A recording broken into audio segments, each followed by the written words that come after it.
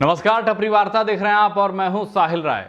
आज सबसे पहली और बड़ी खबर है पश्चिम बंगाल से, जहां पर बीजेपी के उपाध्यक्ष मुकुल रॉय ने आज बीजेपी का हाथ छोड़ दिया और टीएमसी का हाथ पकड़ लिया है। एक प्रेस कॉन्फ्रेंस को संबोधित करते हुए ममता बनर्जी ने कहा कि बीजेपी की जो मौजूदा स्थिति है वहां पे किसी नेता की इज्जत नहीं होती है। मुकुल रॉय ने भी कहा कि बीजेपी की जो स्थिति है वहां पे सभी नेता जो है खुद को असुरक्षित महसूस कर रहे हैं, कोई भी सेफ महसूस नहीं कर रहा है। मुकुल रॉय ने यह भी कहा कि उनको तरजीह नहीं मिल रही थी बीजेपी में, इवन उनको बीजेपी का जो दफ्तर है उसमें कमरा भी नहीं मिला हुआ था।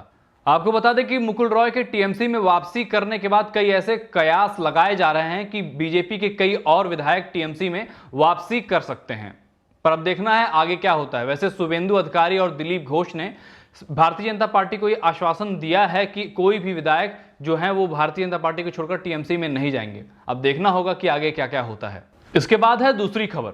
भारतीय किसान यूनियन के राष्ट्रीय अध्यक्ष राकेश टिकैत कल ममता बनर्जी से मुलाकात करने गए थे।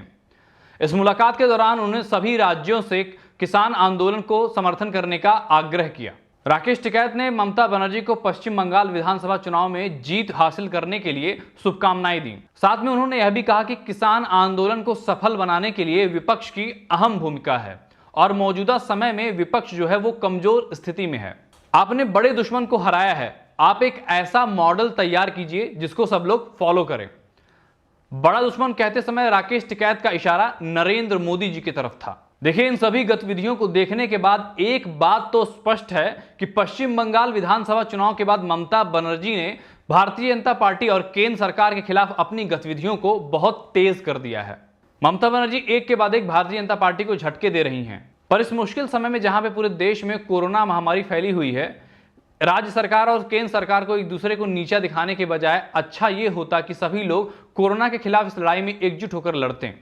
पर यह हमारा दुर्भाग्य है कि राज्य सरकार और केंद्र सरकार आपस में लड़ाई ही कर रहे हैं। अब बढ़ते हैं तीसरी खबर की तरफ। कुछ दिनों पहले ही मैंने वीडियो के माध्यम से आप सभी लोगों को बताया था कि दिल्ली के मुख्यमंत्री अरविंद केजरीवाल राशन की होम डिलीवरी वाली योजना शुरू करने वाले थे, पर केंद्र सरकार ने उनकी इस योजना पर रोक लगा दिया, जिसके बाद अरविंद केजरीवाल ने केंद्र सरकार के ऊपर कई सवाल उठाए थे, जिसको लेकर आज रविशंकर प्रसाद ने एक प्रेस कॉन्फ्रेंस किया। रविशंकर प्रसाद ने कहा कि अरविंद केजरीवाल घर घर राशन पहुंचाने की बात कर रहे हैं। घर घर ऑक्सीजन तो वो पहुंचा नहीं सकें, मोहल्ला क्लिनिक के तहत दवाइयां तो घर घर वो पहुंचा नहीं सकें, इसी तरह से उनकी घर घर राशन पहुंचाने वाली बात भी एक जुमला ही है। रविशंकर प्रसाद ने यह भी कहा कि दिल्ली सरकार पूरी तरह से राशन माफिया के नियंत्रण में है।